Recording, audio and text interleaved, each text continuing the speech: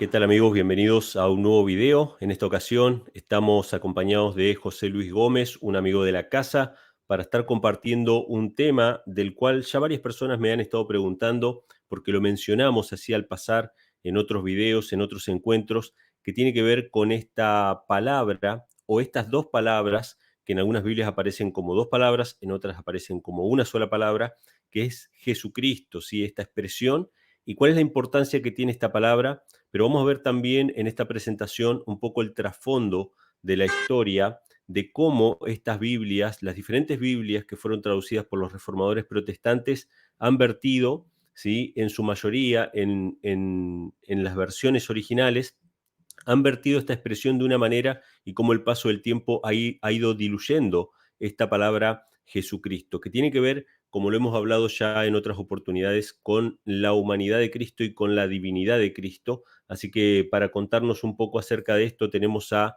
José Luis Gómez. Te saludo, hermano, gracias por participar y bueno, comentanos un poco de qué se trata esta historia.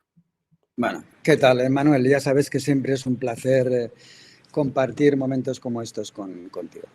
Mira, la presentación la vamos a hacer básicamente basándonos en tres pilares. En primer lugar, dar una información muy básica de cuáles fueron las primeras Biblias que se tradujeron a los idiomas modernos, al francés, al inglés, al español, al alemán, y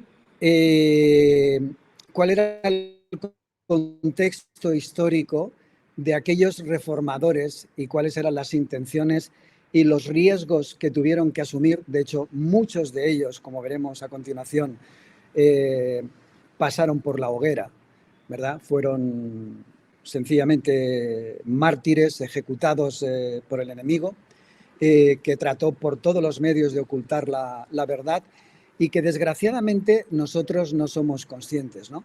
Yo recuerdo en varias ocasiones, en escuelas sabáticas,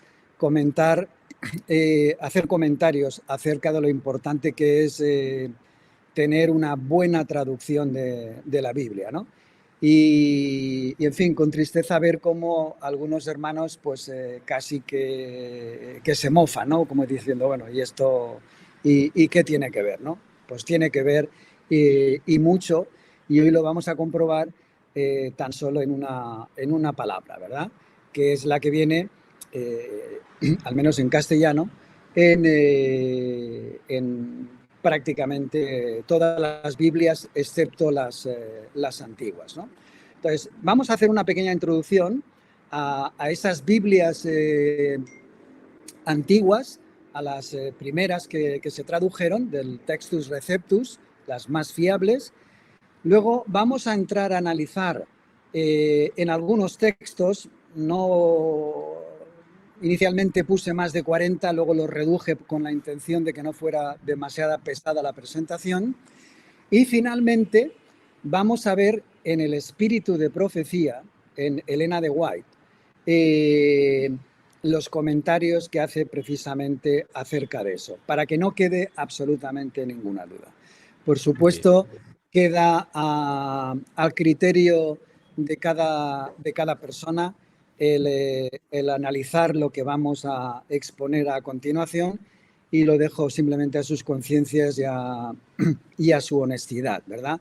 Los textos que vamos a presentar y la información es sencillamente irrefutable. Lo podemos llamar de muchas maneras, pero la información, como verán tus seguidores, es sencillamente eso, lo que acabo de decir, irrefutable. Así que bueno, comencemos entonces, primero un poco con el trasfondo del tema de las Biblias. Yo tengo el documento que vamos a dejar a disposición en la descripción del video, un archivo, un documento con algunas de las citas que se van a leer o algunos de los comentarios que se van a hacer.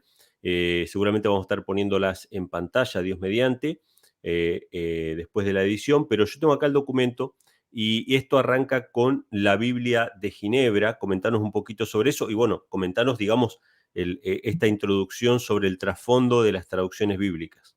Efectivamente. Vamos a dejar luego el documento adjunto para aquellas personas que lo quieran lo quieran ver y puedan profundizar e investigar y comprobar si la información es correcta o no. Y no lo voy a leer todo porque, como digo, el documento va a estar adjunto a continuación. Simplemente voy a recalcar aquellos aspectos que me parecen, bueno, digamos, a nivel informativo para que sepamos de qué va la historia, ¿verdad? La primera Biblia que se traduce es la llamada la Biblia de Ginebra. Es una edición protestante de la Biblia francesa, publicada por primera vez en 1560 por Juan Calvino en Ginebra. Las fechas que voy a citar de la Biblia son tremendamente importantes. Yo ruego a los oyentes y a tus seguidores que lo tengan presente porque es muy, muy, muy importante, ¿vale?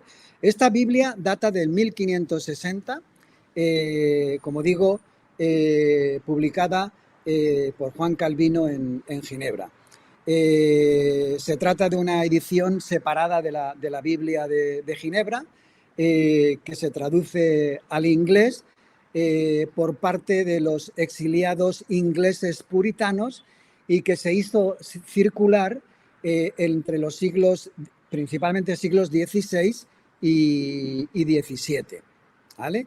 Dice que hallándose un primo de Calvino en París, que se había unido con los reformadores, y ambos parientes se reunían con cierta frecuencia para discutir las cuestiones que perturbaban en aquellos momentos a la cristiandad. Como sabemos, estaba la Iglesia Católica y estaba el movimiento de reforma que había iniciado Lutero unos años antes, ¿no? Y él decía, no hay más que dos religiones en el mundo, decía Olivetan el protestante. Una que los hombres han inventado y según la cual se salva el ser humano por medio de ceremonias y buenas obras. La otra es la que está revelada en la Biblia y que enseña al hombre a no esperar su salvación, sino de la gracia soberana de Dios.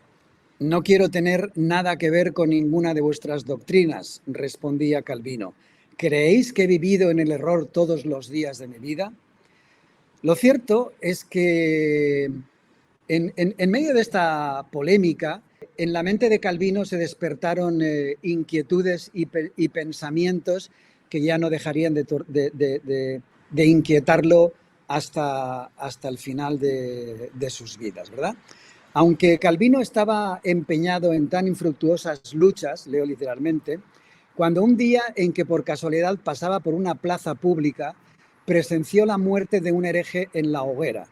Se llenó de admiración al ver la expresión de paz que se pintaba en el rostro del mártir. En medio de las torturas de una muerte espantosa y bajo la terrible condenación de la Iglesia, daba el mártir pruebas de una fe y de un valor que el joven estudiante comparaba con dolor con su propia desesperación y con las tinieblas en que vivía a pesar de su estricta obediencia a los mandamientos de la Iglesia. Sabía que los herejes fundaban su fe en la Biblia, por lo tanto se decidió a estudiarla para descubrir, si fuera posible, el secreto del gozo del mártir. Cito literalmente El conflicto de los siglos, página 203 y 204. A continuación, añado una copia facsímil de la Biblia de Ginebra, concretamente la que hace referencia al capítulo 7 de Daniel, donde habla del cuerno pequeño, ¿no? Estando yo contemplando los cuernos, he aquí que otro cuerno pequeño subía entre ellos y delante de él fueron arrancados 3 cuernos de los primeros y aquí en este cuerno había ojos como ojos de hombre y una boca que hablaba grandezas. Es interesante, lo más importante de esta Biblia no solo es su fidelidad, como veremos después en los textos, al Textus Receptus, sino que añadía toda una serie de comentarios a pie y en los laterales de la propia Biblia que eran de suma importancia, porque claro, tenemos que entender que estos reformadores literalmente se estaban jugando la vida. Estamos hablando en plena Edad Oscura, en plena Edad Media, donde la persecución y el poder papal era absoluto. Y esta gente estaban siendo perseguidos, estaban siendo quemados en la hoguera por la Inquisición y realmente tenían una fe pura. Y evidentemente nadie mejor que ellos podía identificar al anticristo y a quienes eran realmente el enemigo, ¿no? De manera que esta Biblia tiene una serie de notas adjuntas que la hacen completamente diferente a las demás. ¿Vale? Pregunta José Luis. En los comentarios marginales de Daniel 7 en la Biblia de Ginebra, ¿qué dicen sobre este cuerno pequeño esos comentarios marginales? O sea, ¿quién era el anticristo o quién era el cuerno pequeño para ellos? El Según papado. el El Papa, exactamente. Eso es lo que quería preguntarte, porque esto es papado. interesante porque nosotros sabemos como protestantes que el cuerno pequeño ha tenido diferentes identificaciones, sobre todo después que, que los protestantes han aceptado mucho de la crítica de parte de los católicos y la teología católica, han identificado el cuerno pequeño con Antíoco Epífanes, con cualquier otro personaje histórico, ¿sí? Sin embargo, esta Biblia, sus comentarios marginales, dicen literalmente que el Papa era ese cuerno pequeño. ¿Esto es así? Sí, sí, no solo eso, sino que además en los comentarios marginales explican por qué no podía ser Antíoco, por qué no podía ser este, por qué no podía ser el otro. O sea, Ok, ok. lo Está explicaban bueno. perfectamente. Tenían, Manuel, tenían un conocimiento de las escrituras que ya desearía yo para muchos de nosotros en estos días. Es lo mismo que cuando hablamos de los pioneros, ¿verdad? Y de la verdad progresiva dentro del movimiento adventista, ¿no? Dentro de parte de la Reforma, ¿no? Porque Claro. finalmente de la Reforma, ¿no? Hablamos entonces de 1560 es la Biblia de Ginebra.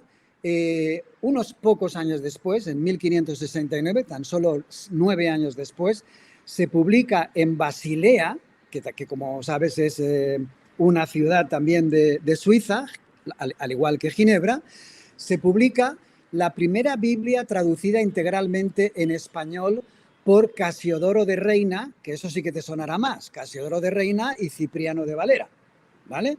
Que se conoce con el nombre de la Biblia del Oso, por el emblema de la horma, perdón, que ahora veremos a continuación. Voy a hacer unas breves indicaciones históricas, ¿no? En la época, España se había convertido en uno de los principales bastiones del catolicismo. Recordemos que los reyes Fernando e Isabel, que fueron llamados los reyes católicos. El tribunal de la Inquisición había sido reactivado para perseguir a los judaizantes, pero con los nuevos hechos de la Reforma se le sumó el control de la herejía protestante. A pesar de ello, la influencia del luteranismo llegó a España, especialmente mediante publicaciones impresas procedentes de Francia, ¿verdad? Una de las personas que había introducido las ideas luteranas en España fue una persona llamada Julián Hernández, mejor conocido como el Julianillo. Era un comerciante español convertido al protestantismo.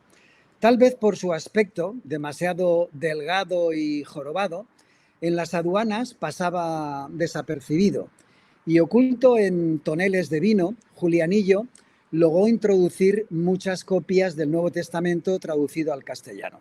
Sin embargo, fue delatado por un mesonero a quien había regalado un ejemplar y finalmente, desgraciadamente, Julianillo murió en la hoguera en su ciudad natal de Sevilla en 1560, justamente en el mismo año que se publica la Biblia de Ginebra. Casiodoro de Reina, uno de los monjes jerónimos que huyó a Ginebra, había ingresado al convento a la edad de 10 años. Se dice que había nacido en Badajoz hacia 1520.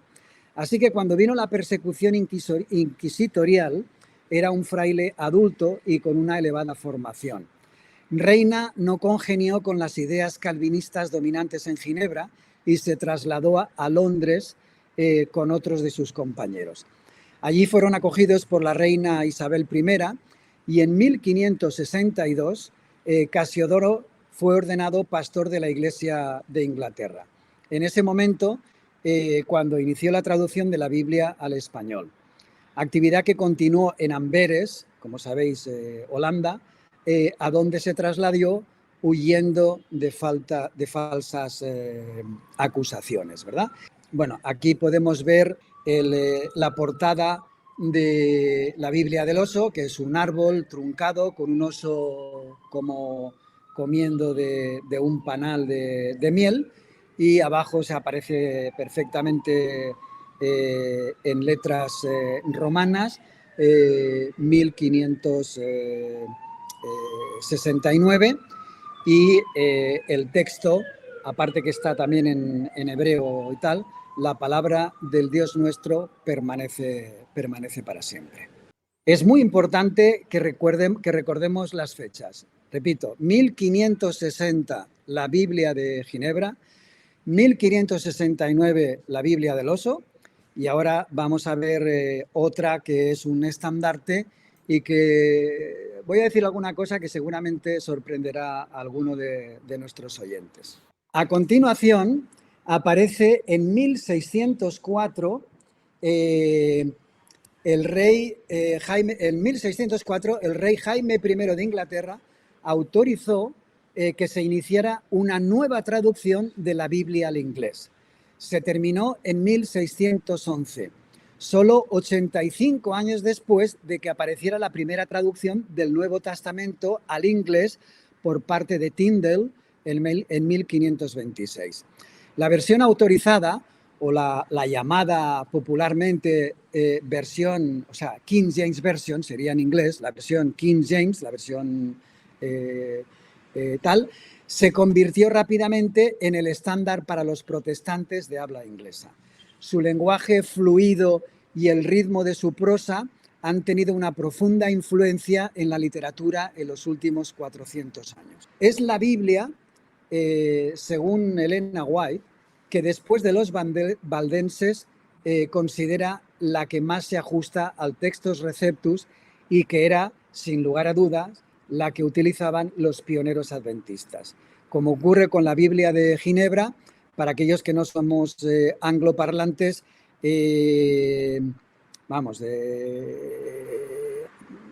yo sí que lo soy, pero vaya, no soy nativo. Tiene algunas expresiones que resultan un poco difíciles de entender, pero la King James Version, realmente, si pones interés y la vas leyendo con regularidad, acabas acostumbrándote a esas expresiones. No es tan difícil de entenderla. Una, una acotación, José Luis. La Biblia de Ginebra, aclaremos para los que están escuchando, la Biblia de Ginebra es una Biblia en inglés, ¿verdad? En inglés, correcto. Exactamente. Y esa es de 1560, dijimos, ¿no? Sí, Después pero tenemos... fíjate que inicialmente se escribió en francés, Ok, porque en Ginebra se habla francés. ok, o ¿Vale? sea, es la Biblia en francés, después la traducción al inglés, que es la que vimos en pantalla con los comentarios marginales, y luego tenemos en 1569 la versión española, pero también, obviamente, con Casiodoro de Reina pasando por Ginebra, o sea, pasando por el mismo núcleo cultural, digamos, que acogió a los reformadores, después yendo a Inglaterra, siendo acogido en Inglaterra, traduce la Biblia o pone la Biblia al español, la 1569, que es la Biblia del oso, y ahora llegando al año 1611 se publica la versión autorizada del rey Jacobo, ¿sí? Que viene a ser el estándar de las Biblias en inglés y que era utilizada por los pioneros adventistas, ¿sí? Correcto, O sea, correcto. tanto geográficamente como históricamente, o sea, tanto geográfica y culturalmente, hay un reavivamiento en unos lugares específicos, ¿sí? Que tiene que ver con Suiza, Inglaterra, y también en la época, es decir, hay un reavivamiento en esa época que surge como consecuencia primeramente de Wycliffe, después de Lutero, y ya para esta época, para el siglo XVII, para el comienzo del siglo XVII, se podría decir que se tiene ya una versión acabada de la Biblia, después de todo un largo proceso. Correcto. Y ahí la clave además es Ginebra. Yo recuerdo mi primer viaje a Ginebra, la he visitado muchísimas veces, y recuerdo que en mi primer viaje visité el muro precisamente de los reformadores, donde aparecen estos grandes reformadores y escritores allí en piedra, ¿verdad? Y, y si recuerdas los comentarios que hemos hecho, tanto españoles como de otras nacionalidades y demás, van precisamente a Ginebra a nutrirse de las fuentes de esos reformadores, porque hay un movimiento, además allí hay libertad, donde se pueden expresar, y algunos incluso van allí huyendo de la quema de la Inquisición. Claro, ¿Vale? claro. O sea, que Ginebra es, sin lugar a dudas, un lugar clave dentro del movimiento de reforma del protestantismo, digamos, en general. La tercera es una Biblia que se llama, yo la utilizo con mucha frecuencia como de consulta para comparar textos con otros, y curiosamente tiene un nombre que puede confundir, porque es la llamada la Valera, la Reina Valera del 1602 purificada, que no tiene nada que ver con Valera, ¿vale? O sea, la Biblia Hispano-Valera 1602 purificada es el trabajo de una iglesia local, bautista e independiente, y no solo de una persona o de una sociedad bíblica liberal. Esto es también muy interesante porque las sociedades bíblicas sabemos que han sido infiltradas y lo que están publicando verdaderamente da pena. Da auténtica pena. Pero bueno, no vamos a entrar en eso porque no es el motivo principal de esta presentación, ¿no? Lo que quiero decir es que no es el resultado de un autor, de una traducción, de un intelectual, no. Es el resultado de un grupo, de una iglesia bautista e independiente que se dedica a estudiar la Biblia y que quieren hacer una traducción mucho más correcta de los textos sagrados, ¿verdad? La iglesia que hizo el trabajo es la Iglesia Bautista Bíblica de la Gracia, que está ubicada en Monterrey, México. Bajo la autoridad del pastor Raúl Reyes, la iglesia empezó el trabajo en 1994. Fíjate, por eso digo que confunde, aunque dice 1602 purificada, y tiene su razón de ser por lo que vamos a ver. En realidad empiezan el trabajo recientemente, en 1994, después de mucha oración y ayuno sobre qué hacer acerca de la Biblia hispana. Habiendo estudiado la de 1960, la de 1909, la de 1865, y al ver los muchos errores en esas versiones, deseamos una Biblia hispana pura, de ahí el nombre de purificada. Sin embargo, fuimos cuidadosos en buscar la manera correcta de ir purificando la Biblia española con los textos correctos. Vimos la manera equivocada para hacerla, lo cual es darla a una sociedad bíblica liberal. ¿Cuánta razón tienen esta gente?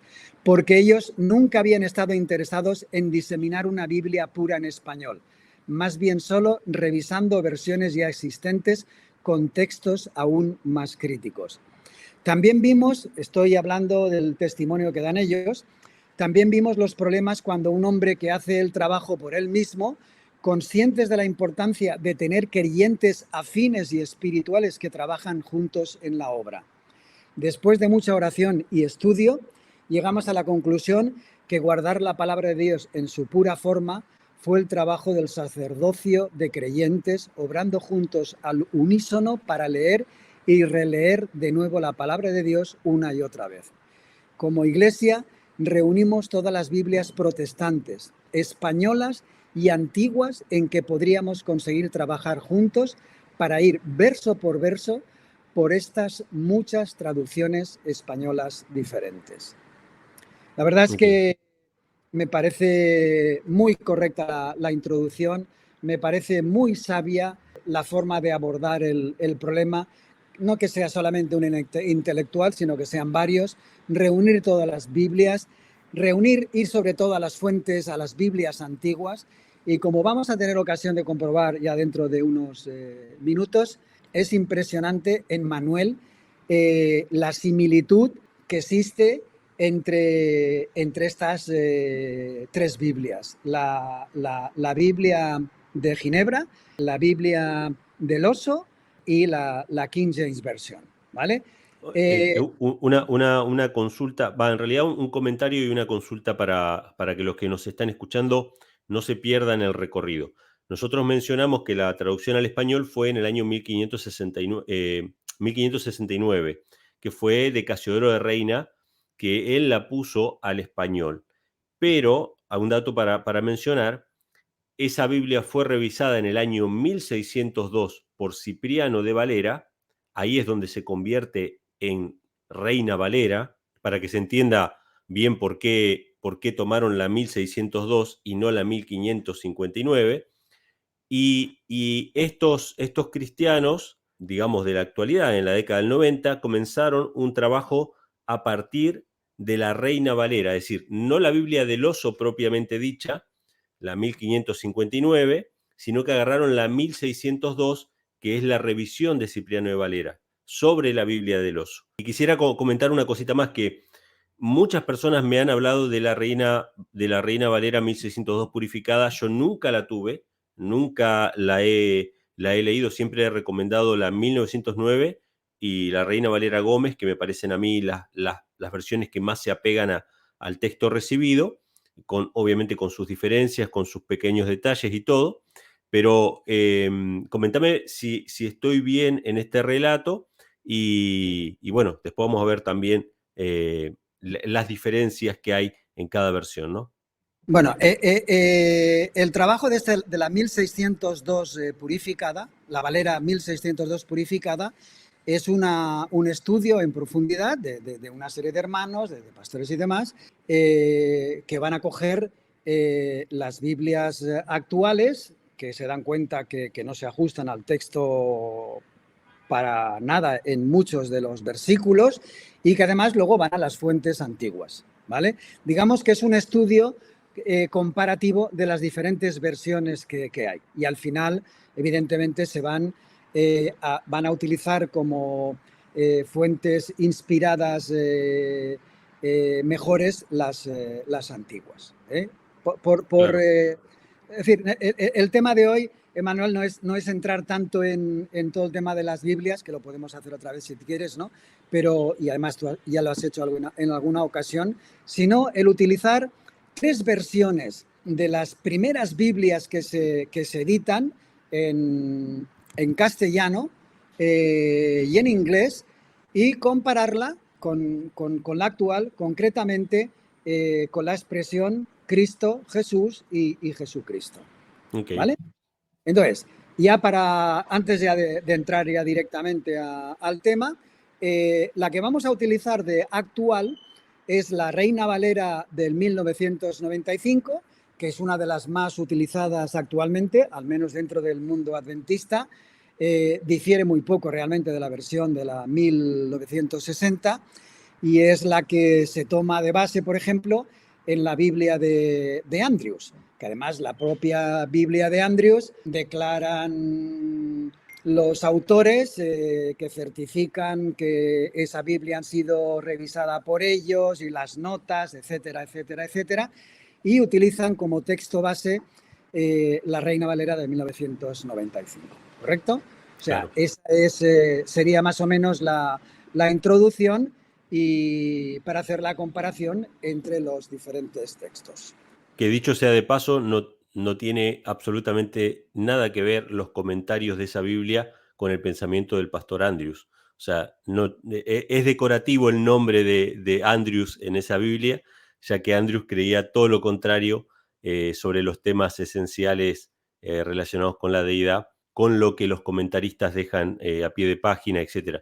Vale aclarar, porque muchos hermanos han querido comprar la Biblia de Andrews pensando que los comentarios eran del espíritu de profecía, y nada que ver. Los comentarios son de teólogos. Si quieren una Biblia con comentarios del espíritu de profecía, pueden buscar esta, que es la Biblia de estudio La Misión, Esta trae, sí, comentarios de Elena G. de White, ¿sí? Es una Biblia, esta es Reina Valera Gómez, en el caso mío es Reina Valera Gómez, tiene comentarios de Elena G. de White, pero la Biblia Andrews no tiene comentarios de Elena G. de White, tiene comentarios de teólogos adventistas, ¿sí? Y se aleja bastante del pensamiento de Andrews, por lo menos, no tiene nada que ver con Andrews. Yo la que utilizo desde hace ya algunos años es esta, no sé si así se ve bien, la Remnant, que dentro vienen toda una serie de comentarios, de textos del espíritu de profecía. Mira, voy a poner, por ejemplo, ¿vale? Los que vienen enmarcados en azul son textos del espíritu de profecía muy, muy, muy buenos. La verdad es que son muy buenos, muy, muy, muy buenos. Es realmente, bueno, yo lo tengo, mirad, esta, por ejemplo, esta otra, ¿vale? Evidentemente los textos que aparecen en verde, en azul y tal son subrayados por mí, pero los que aparecen en cajas son todos de citas del espíritu de profecía. Es una Biblia que merece la pena. Es un poco cara, además se tiene que comprar de Estados Unidos, pero de verdad que es buenísima, excepto cuando ya hay textos que uno requiere investigar y entonces me voy. No sé si tú tienes el programa La Espada, Sword, en inglés. Sí, sí, ¿Vale? sí. Vale, pues esa es la que yo utilizo normalmente cuando me encuentro con textos difíciles, aparte de utilizar estos y por supuesto la King James Version. Bueno, más o menos también hablo francés y bueno, utilizo 25 Biblias de consulta y tal, ¿no? Normalmente no es necesario, hay algún texto que merece la pena y si no te pones a investigar. La misma es Word, que tiene diccionario, que tiene comentarios bíblicos, en fin, es una herramienta que yo aconsejo a todo aquel que maneje un poco el ordenador y sobre todo además si estás si trabajas en Microsoft es gratis. Yo trabajo en Apple y tuve que pagar con ello y lo pagué muy a gusto, ¿no? Y la volvería a pagar sin ningún problema. Muy bien. Bueno, pues vamos ahora ya a entrar dentro de los textos. Que, bueno, yo he seleccionado unos cuantos. O sea, inicialmente seleccioné más de 40 y como tenía claro que iba a ser muy pesada la presentación, entonces fui eliminando y me quedé pues con 13 o 14 que creo que son los que hay aquí. Yo invito a todos los oyentes que se vayan simplemente a todas las cartas de Pablo y que lean los primeros versículos de cada carta, cuál es el saludo, que es en el nombre del Padre, de Dios el Padre, y en el del Hijo Cristo. ¿Vale? Entonces, vamos a empezar primero con Marcos 1.1. Como luego tú lo vas a pasar en edición y lo van a estar viendo, van a poder comprobar que además los textos son bastante parecidos. Aquí la clave está en la palabra que nos llega hoy en día, que es Jesucristo y que está escrita toda junta. Pero sin embargo, los pioneros, o sea, los reformadores, diferenciaban perfectamente de Cristo, el Hijo de Dios, y Jesús, el Cristo encarnado. Y era tal su interés en dejarlo manifiesto que separaban la palabra. Incluso en inglés, en la King James Version, aparece la palabra Jesús y Cristo, y siempre separada, nunca junta, aunque a veces aunque a veces no, en inglés la pronunciamos junta, ¿no? Bueno, en fin, bueno, vamos con el primer versículo, Marcos 1.1, ¿vale? La Biblia del Oso, de 1569, aunque me haga pesado, voy a repetir todas las veces el año, y de hecho lo he puesto en paréntesis para que se nos quede grabado, dice, comienza el Evangelio de Jesús, el Cristo, Hijo de Dios. ¿Vale? La King James Version, no me voy a hacer pesado leyendo en inglés para no aburrir a aquellos que me imagino que son la mayoría, que no entienden inglés, ¿vale? Pero la cita es literalmente exactamente lo mismo, con la diferencia de que aquí, en lugar de poner Jesús, el Cristo, Hijo de Dios, aquí pone Jesus Christ, the Son of God, el Hijo de Dios, ¿vale? En la 1602 purificada, dice, principio del Evangelio de Jesús y separado, Cristo, Hijo de Dios. Sin embargo, cuando nos vamos a las Biblias ya modernas, aunque en este caso el versículo y los siguientes que vamos a ver son bastante parecidos, si no iguales, ahí hay una diferencia que el matiz lo vamos a entender al final de esta presentación. Yo pido a la audiencia que tenga un poquito de paciencia, que no los vamos a defraudar, ¿vale? Principio del Evangelio de Jesucristo, Hijo de Dios, ¿vale? Segundo texto, Juan 17, 3, Biblia del Oso, 1569. Esta, empero, es la vida eterna, que te conozcan a ti, el único Dios verdadero, y al que enviaste, Jesús, el Cristo. La Biblia del Oso enfatiza siempre Cristo, el Hijo de Dios, o Jesús, el Cristo, ¿vale? En la King James Version vemos ahí, dice lo mismo y diferencia de nuevo entre, o sea, Jesús, Cristo, ¿vale? Diferenciado. 1602 purificada. Y esta es la vida eterna, que te conozcan a ti, el solo Dios verdadero, y a Jesús, Cristo, a quien tú enviaste.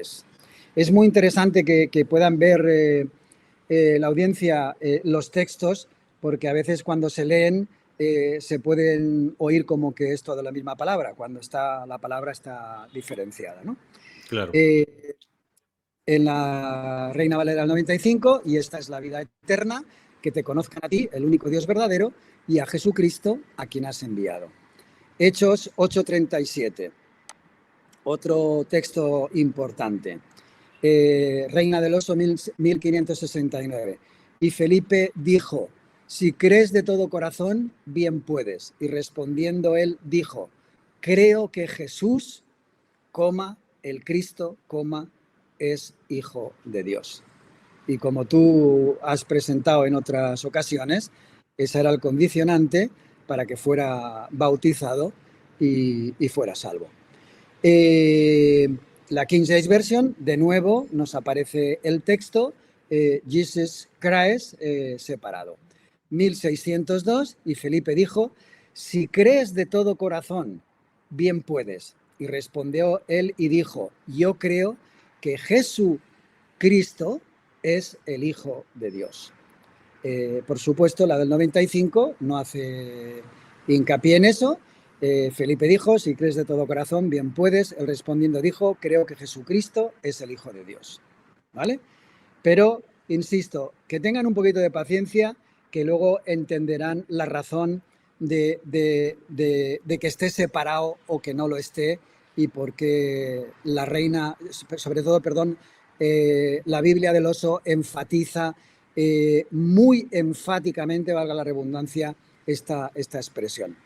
Nosotros, 1 Corintios 8:6, nosotros, sin embargo, no tenemos más que un Dios, el Padre, del cual son todas las cosas, y nosotros en él, y un Señor, Jesús, el Cristo, por el cual son todas las cosas, y nosotros por él.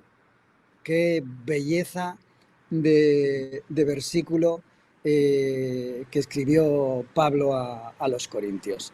La King James Version dice básicamente lo mismo. Para aquellos que sepan inglés, les dejo ahí el texto, o incluso aquellos que quieran utilizar un traductor pueden copiar y traducir con el traductor, con el DeepL o con el de Google, en fin, con cualquiera de ellos, y verán que la traducción es muy correcta.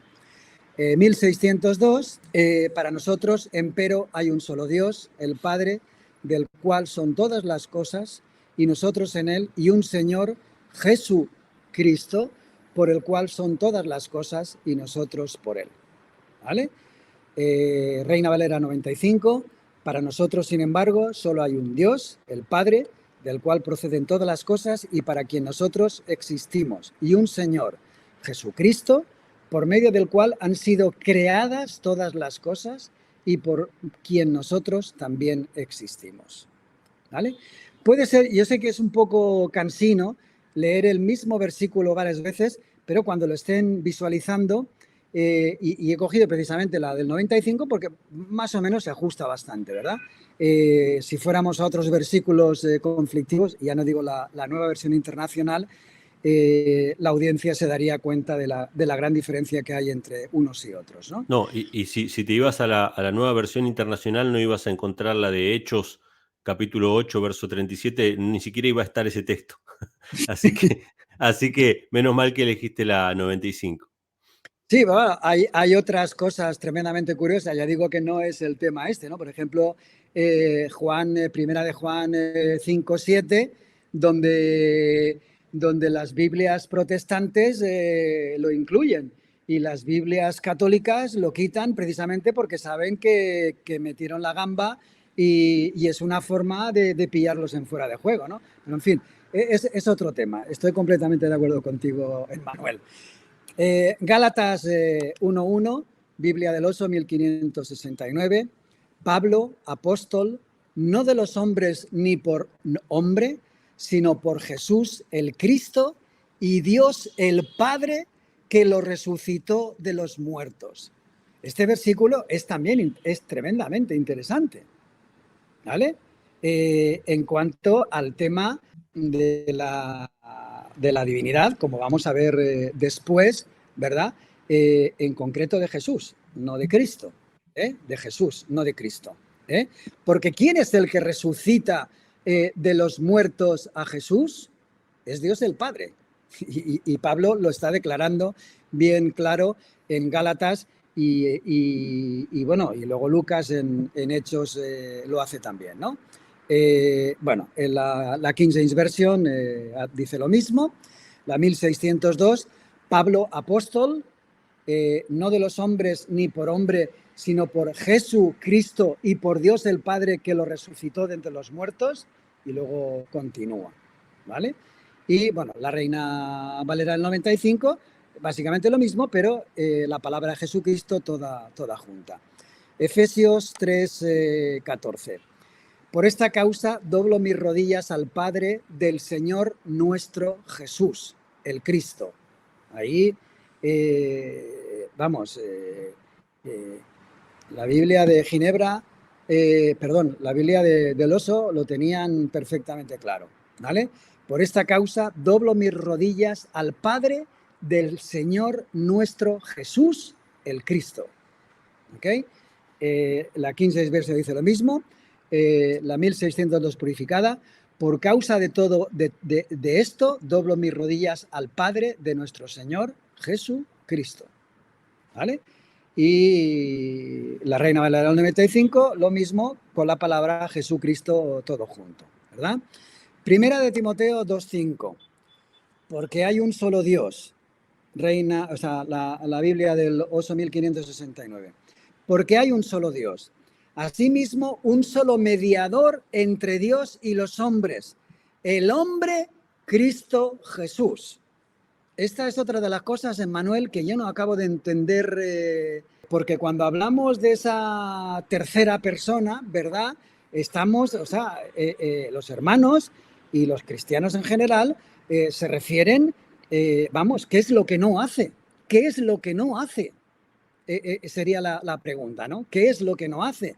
Pero ¿cuántos mediadores nos dicen las Sagradas Escrituras que hay entre Dios y los hombres? Uno, tan solo uno, no hay más, hay uno, ¿vale? Hay uno, ¿vale? 1602 purificada, porque hay un Dios y un mediador entre Dios y los hombres, el hombre Cristo Jesús, ¿vale? Básicamente la 95 lo mismo y tal. Otro versículo interesante, Hebreos 10:19. Así que, hermanos, teniendo atrevimiento para entrar en el santuario por la sangre de Jesús, el Cristo.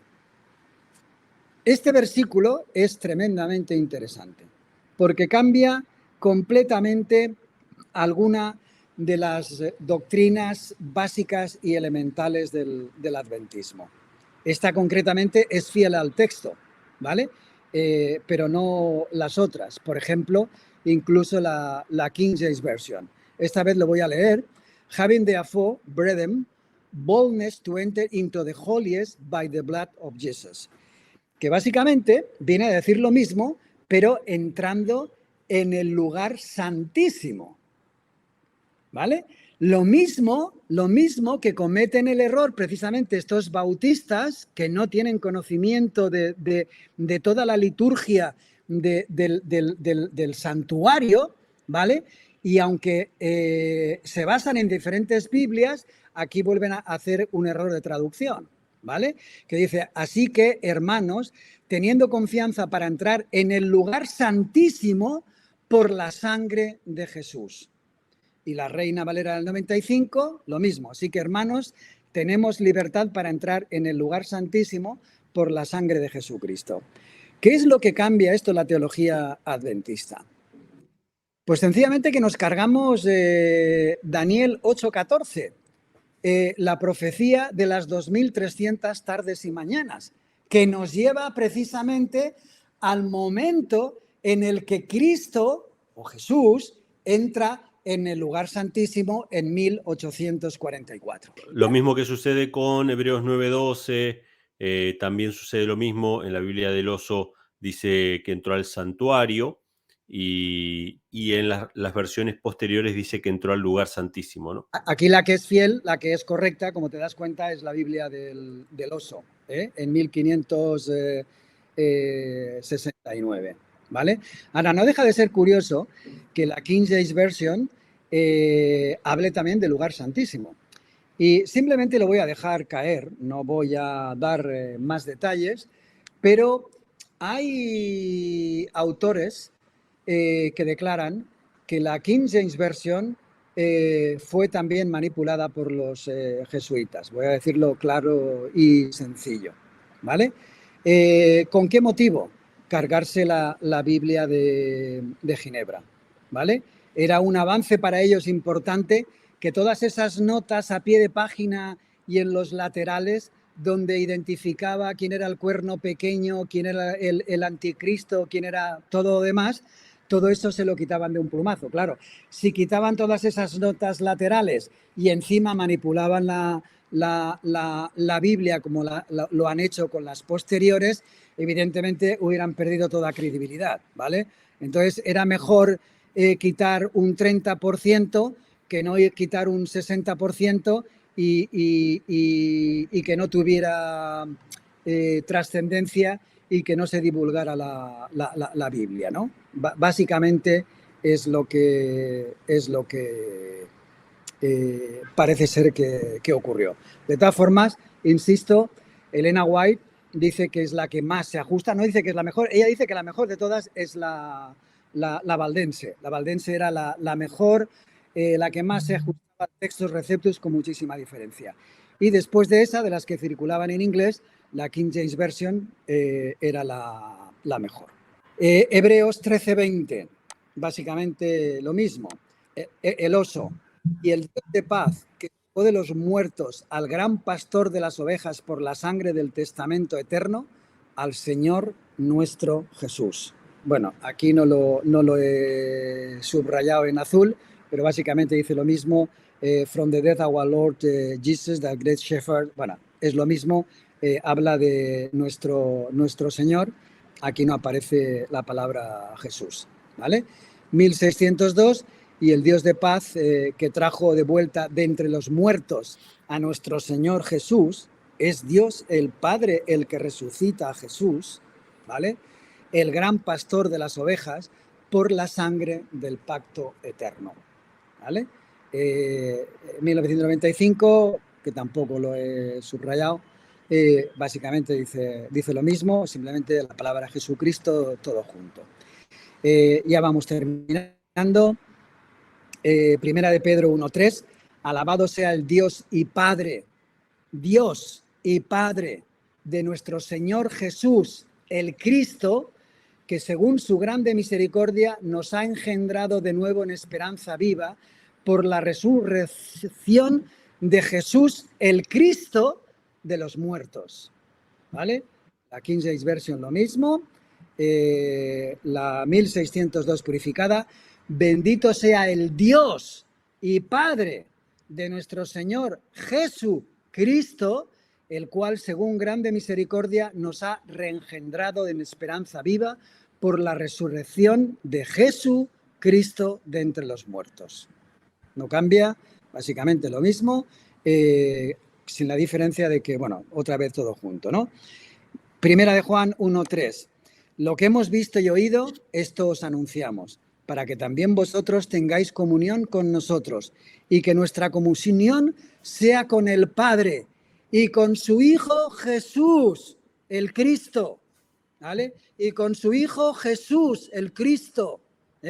Aquí las sagradas escrituras, los hombres que entregaron su vida en la hoguera para que nosotros conociéramos la verdad, tenían muy claro que el Padre tenía un Hijo, que era el Cristo, y que ese Cristo encarnó en la figura de Jesús, nuestro Redentor y nuestro Salvador.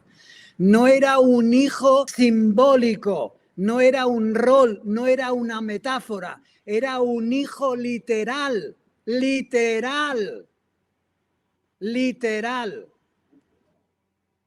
La King James Version, lo mismo. La 1602. Lo que hemos visto y oído, eso os anunciamos para que también vosotros tengáis comunión con nosotros. Y nuestra comunión verdaderamente es con el Padre y con su Hijo Jesucristo. ¿Vale? La Reina Valera, lo mismo. A ver, me quedan ya solamente 3 textos. Voy a ir rápido. Este texto también es muy interesante. Primera de Juan 2:1, Biblia del Oso 1569. Hijos míos, estas cosas os escribo para que no pequéis. Y si alguno hubiere pecado, abogado tenemos delante del Padre a Jesús, el Cristo justo. Yo he puesto ahí en rojo Parácletos. Si ustedes tienen algún programa como la Sword, ¿vale? Y buscan la palabra Parácletos, verá que el único autor que utiliza la palabra Parácletos es Juan. Y lo utiliza tanto en el Evangelio como en Primera de Juan, segundo capítulo, versículo 1, ¿vale? Que en este caso equivale, o sea, en las otras, en griego, la palabra parácletos es exactamente la misma palabra para abogado y para consolador. Consolador. Uh-huh. ¿Correcto? De manera que no hay absolutamente ninguna diferencia. ¿Vale? ¿Y quién es el único abogado que tenemos ante el Padre? Pues aquí lo dice bien claro. A Jesús el Cristo. A Jesús el Cristo. ¿Vale? No hay otro. Es que no hay que ser doctor en teología para llegar a estas conclusiones, que solamente necesitas tener un poco de interés y realmente honestidad, si se me permite la palabra. Honestidad intelectual, ¿vale? Porque solamente existe esa palabra en griego y solamente la utiliza Juan, de manera que no tenemos que consultar a ver unos con otros a ver qué es lo que quiere decir.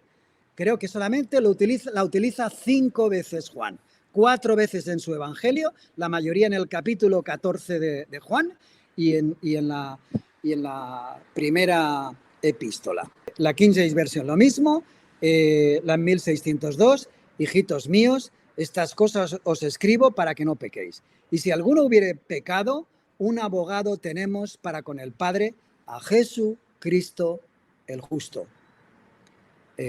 La 95, básicamente lo mismo. Voy a avanzar porque no quiero tomar demasiado tiempo.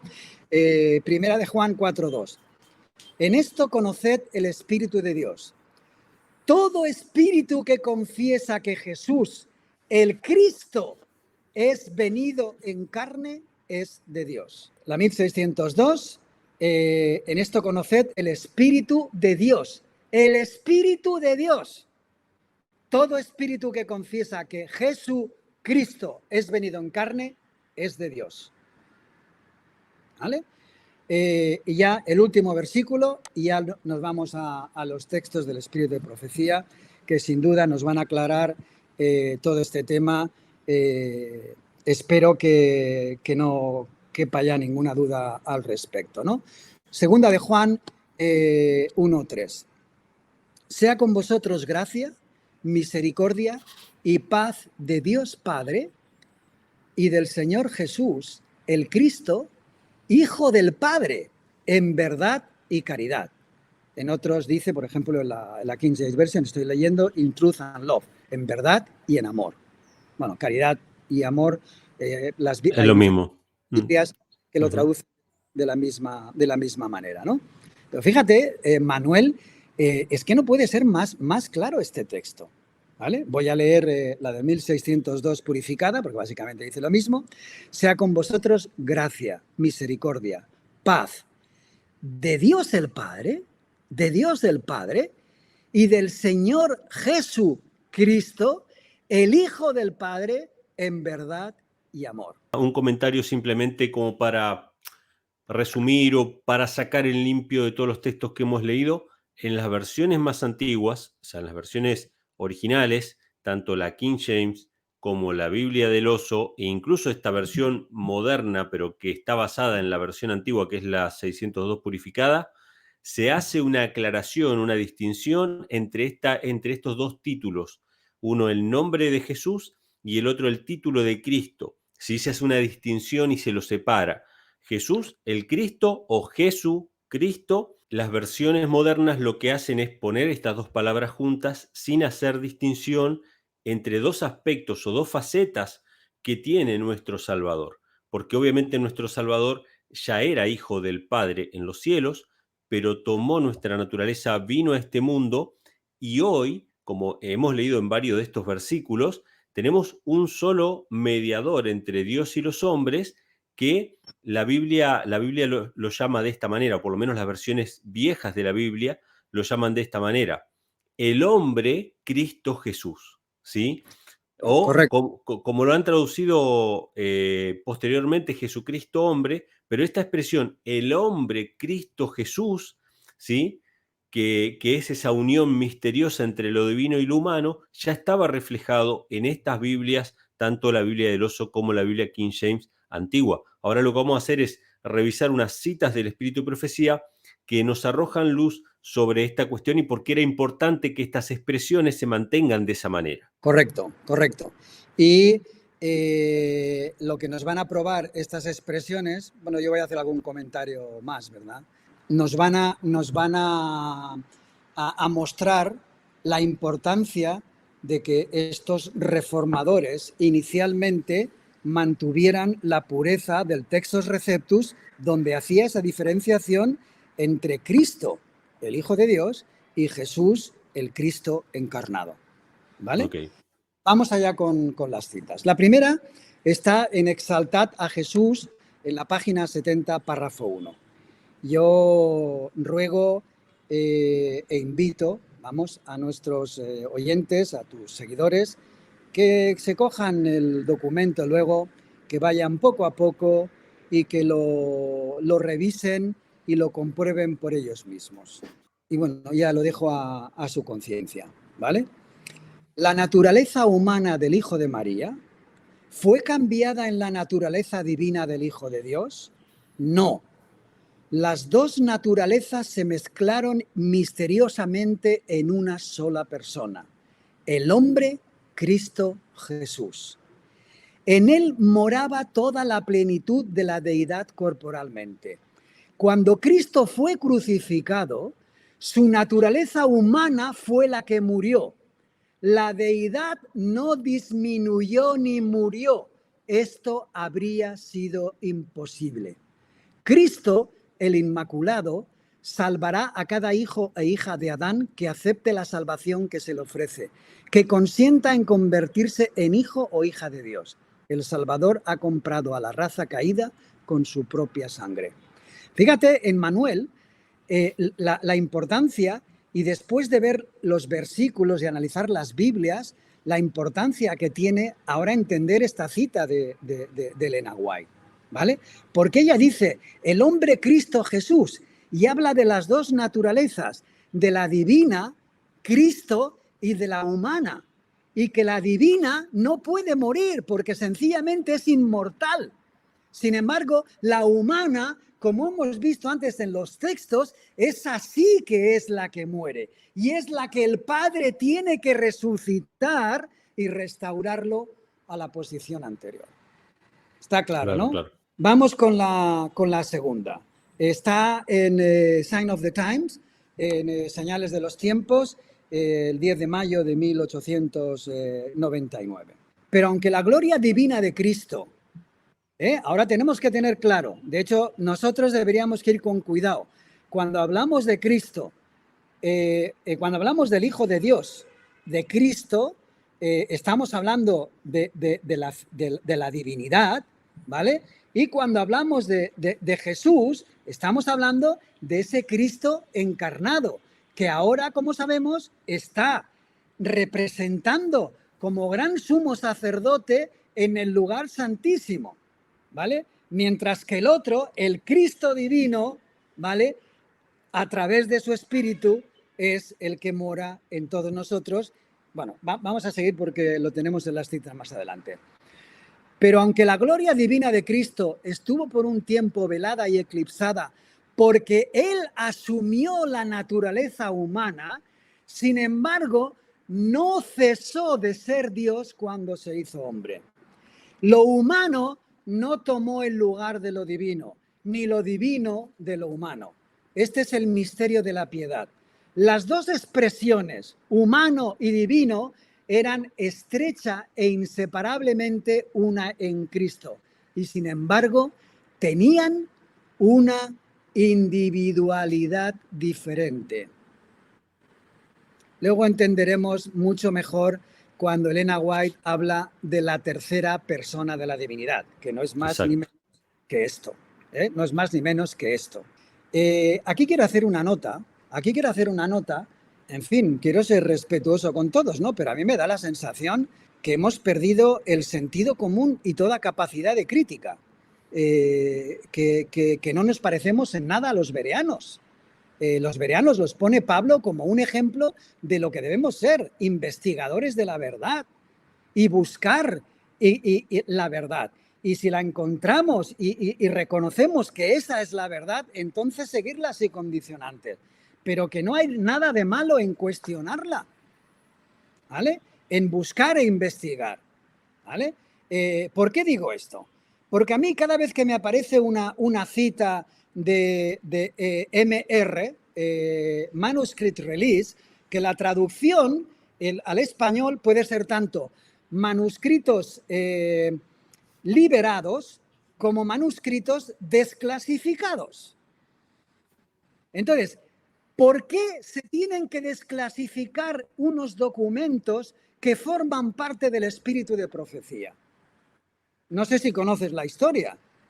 La historia es que esos documentos no se desclasifican, no se dan a conocer al pueblo de Dios durante años y años y años, y en el 1980 y tantos, creo recordar, ¿vale?, unos hackers entran en el sistema informático del White State y hackean toda esa información y empiezan a publicarla. Claro. Y Conferencia General los denuncia, los lleva a juicio, porque además ellos se cogen y se ponen a vender esa información, ¿vale? Y van a juicio y los hackeadores dicen, no, si es correcto, le hemos hackeado, porque ¿quiénes son estos señores para prohibir, para bloquear esa información que forma parte de la Iglesia? ¿Quiénes son ellos para decidir qué es lo que se publica y qué es no sé lo que se publica?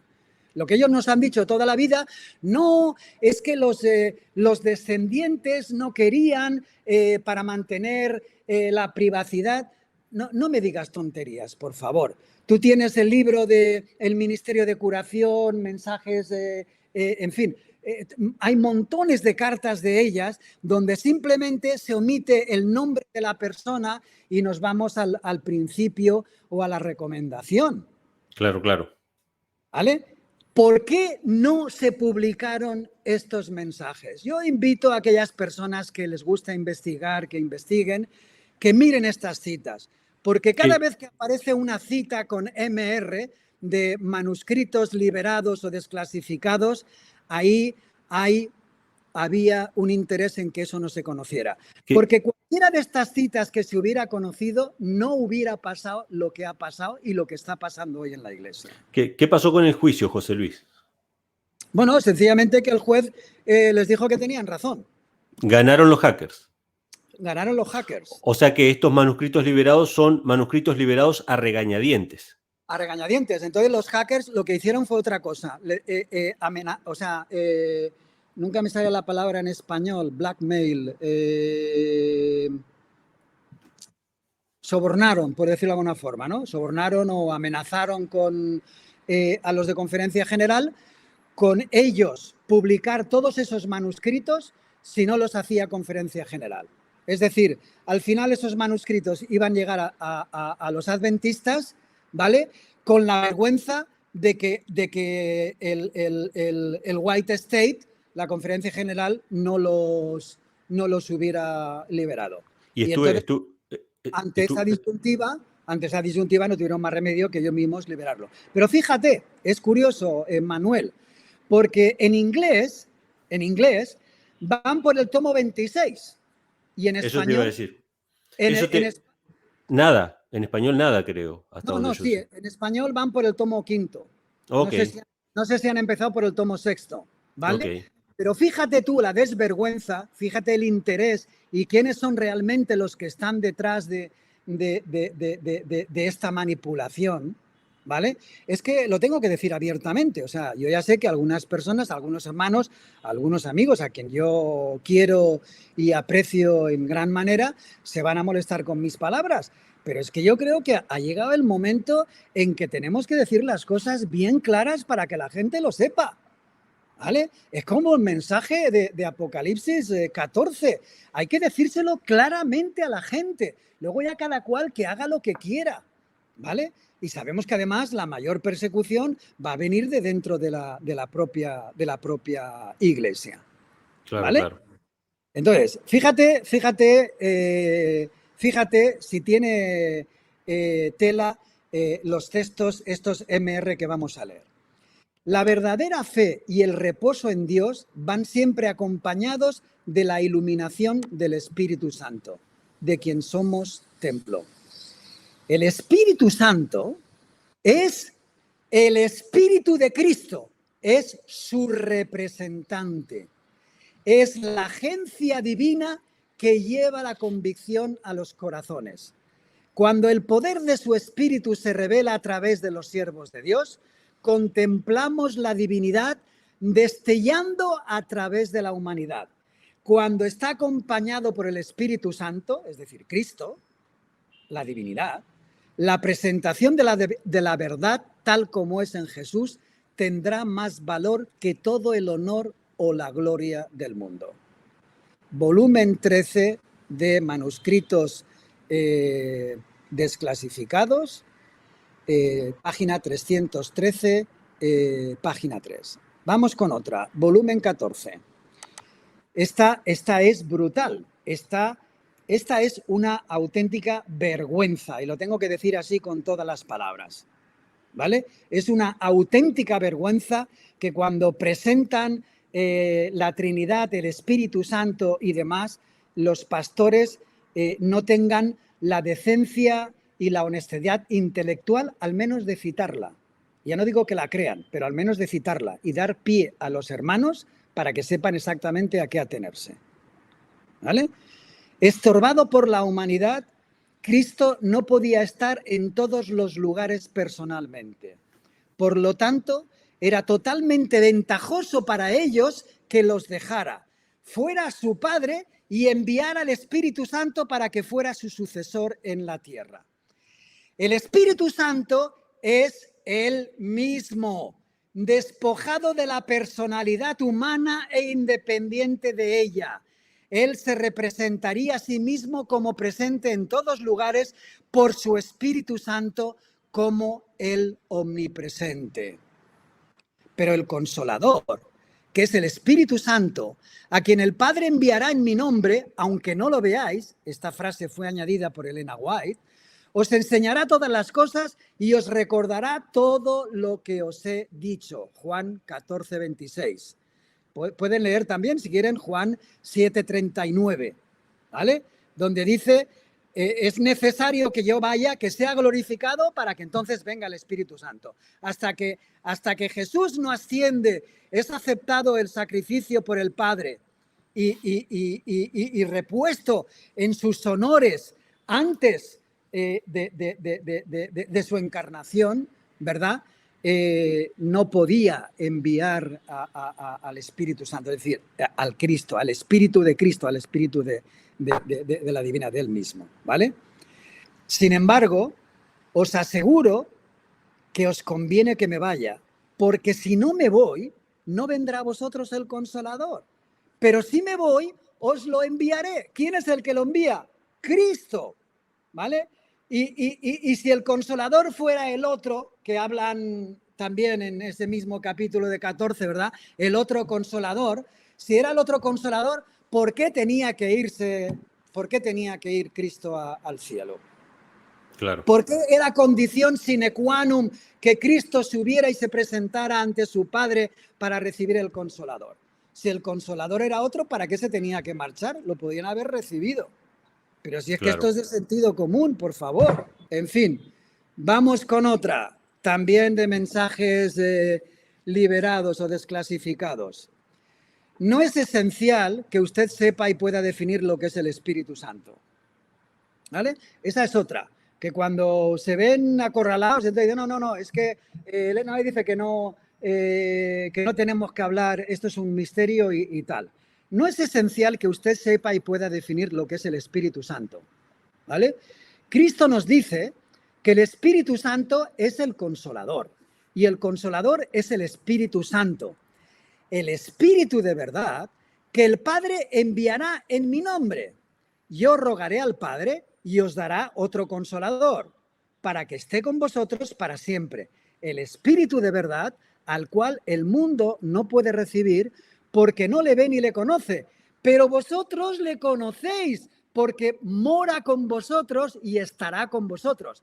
¿Quién es el que moraba con ellos? Jesús. Claro. ¿Y quién es el que dice, no os dejaré nunca, vendré otra vez a vosotros? ¿Quién es el que les hace esa promesa? Jesús. Luego, ¿qué les está diciendo Jesús? Que les enviará el Cristo, el Espíritu de Cristo, su otra personalidad, la que no está limitada por el cuerpo. Mientras estaba aquí en cuerpo, estaba limitado por el físico. Cuando asciende y es restaurado a su posición inicial, a partir de ese momento, ¿vale? Ya no tiene ninguna condición y su espíritu puede morar, interactuar en todos nosotros. Y ahora dice, esto se refiere a la omnipresencia del Espíritu de Cristo llamado el Consolador. Nuevamente Jesús dice, todavía tengo muchas cosas que deciros, pero ahora no las podéis soportar. Pero cuando venga el Espíritu de la verdad, os guiará a toda la verdad. Juan 16, 12. Vamos con otra, Emmanuel. Es que no deja de ser curioso, ¿verdad? Esto no es curiosidad. Esto no es curiosidad. O sea, esto es una vergüenza. O sea, yo lamento expresarme de esta manera, ¿verdad? Pero tanto tú más que yo me temo, ¿verdad? Escuchar improverbios, insultos, faltas de respeto y demás por parte de hermanos a los que finalmente tratamos de expresarles la verdad, o si se quiere, nuestra verdad, ¿no? Claro. Abrirles los ojos, ¿no? Pero bueno, llega un momento que es que hay que decir las cosas claramente y por su nombre. Y luego, insisto, ya que cada cual que haga lo que quiera, ¿no? que haga lo que quiera. Manuscritos liberados, tomo 12, página 260, página 2. Antes de dejarlos, Cristo dio a sus seguidores una promesa positiva de que después de su ascensión les enviaría el Espíritu Santo. Id pues y enseñad a todas las naciones, bautizándolas en el nombre del Padre. Y añade Elena White, un Dios personal. Y del Hijo, y añade Elena White, un Salvador personal. Y del Espíritu Santo, entre comillas. Yo creo que a estas alturas ya tenemos que tener claro quién es ese Espíritu Santo y la tercera persona de la divinidad. Enviado desde el cielo para representar ¿a quién? A Cristo. Enseñándoles a guardar lo que os he mandado. Y aquí que yo estoy con vosotros todos los días hasta el fin del mundo. ¿Quién es el que está con vosotros todos los días hasta el fin del mundo? El Espíritu Santo, Cristo. el Consolador, el abogado, el Espíritu de Cristo o el Espíritu de Dios, del Padre, que recibimos a través del Hijo de Cristo. Y ya termino con una última cita de Elena White. Es la carta 66, escrita en 1894, el 10 de abril. Leo y traduzco el párrafo 18. Intencionadamente, he añadido el texto en inglés abajo, el último de todos, para que vean que Elena White también separaba el nombre de Jesus Christ. O sea, claro, que no era claro. no solamente era la Biblia, no solamente era en la King James Version que utilizaba como de referencia. Ella diferenciaba precisamente, como hemos leído en los textos, que nos han ocultado durante tantos y tantos y tantos años, hasta que se aprobó en 1980 en la Conferencia General la doctrina de la Trinidad, ¿vale? Que si se hubieran conocido estos textos, por supuesto, no se hubiera podido aprobar, ¿vale? Claro, claro. O sea, que cada cual entienda lo que quiera. El Señor viene pronto. Queremos esa comprensión completa y perfecta que solo el Señor puede dar. No es seguro recibir el Espíritu de otro. Queremos el Espíritu Santo, el cual es Jesucristo. Si tenemos comunión con Dios, tendremos fuerza, gracia y eficiencia. Yo he querido ser fiel a los textos, ¿vale? En el texto en español he puesto Jesucristo porque es tal como aparece la traducción. Pero en el original inglés, y pongo abajo el texto original en inglés, la palabra Jesucristo aparece por separado, como no podía ser de otra manera en base a los textos y a los versículos y a las Biblias de referencia que hemos mencionado en esta presentación.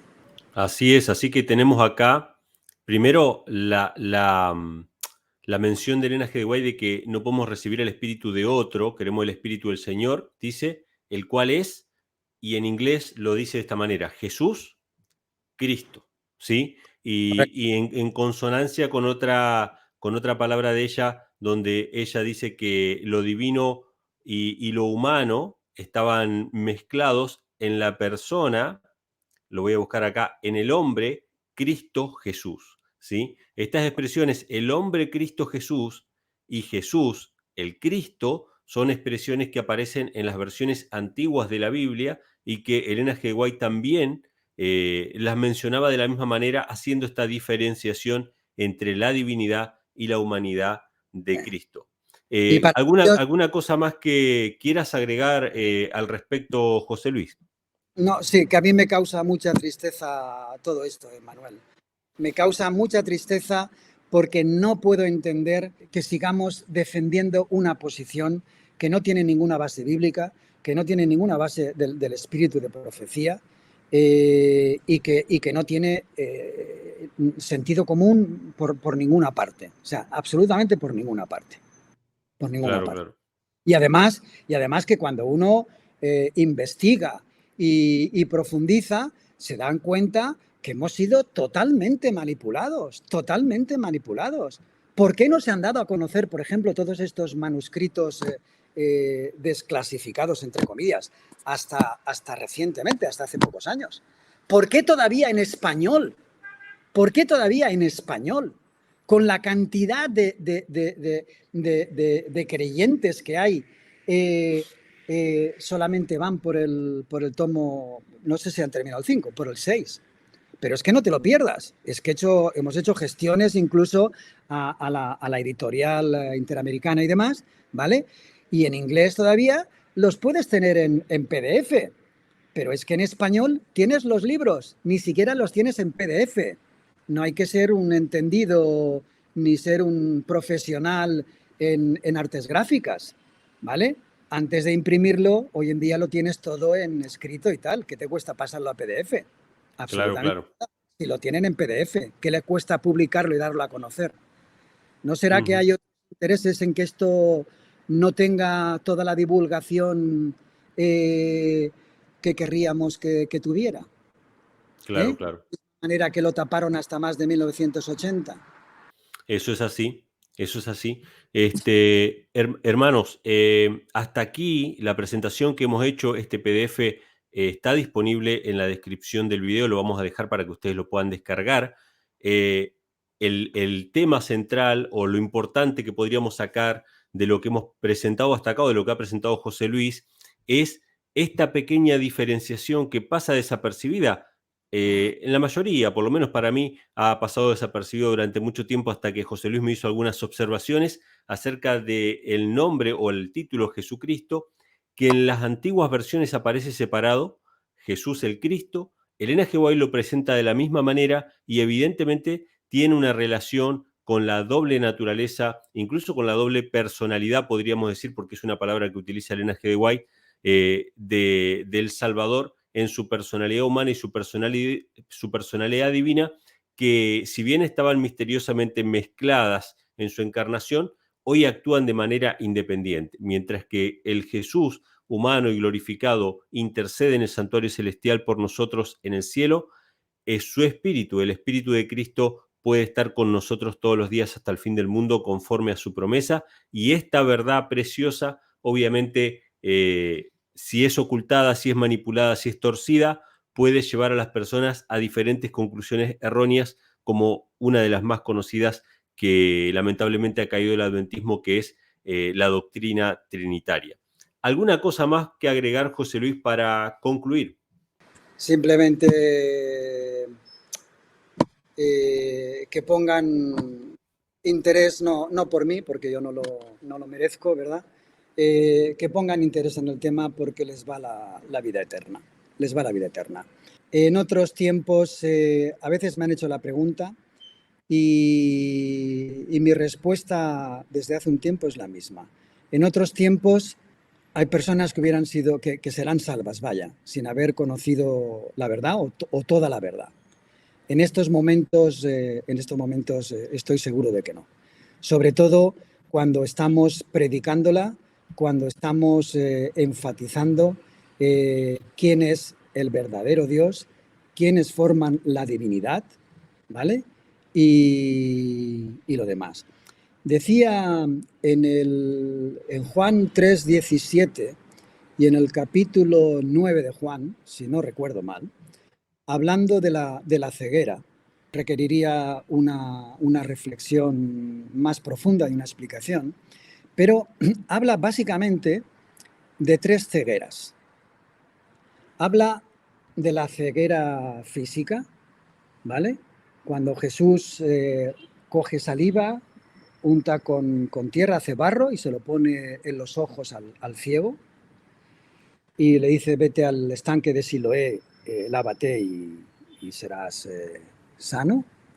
Está la ceguera espiritual, que es la capacidad de no ver, de no ver realmente con los ojos del espíritu. Y finalmente hay una tercera ceguera, que es la ceguera voluntaria, que es aquella que se niega a ver la realidad. Por ejemplo, los fariseos, ¿vale? Cuando veían los milagros de Jesús, cuando veían cómo actuaba Jesús, cuando comprobaban que nadie sino alguien divino, alguien excepcional, voy a ponerlo de esta manera, podía hacer las cosas que él hacía, ¿vale?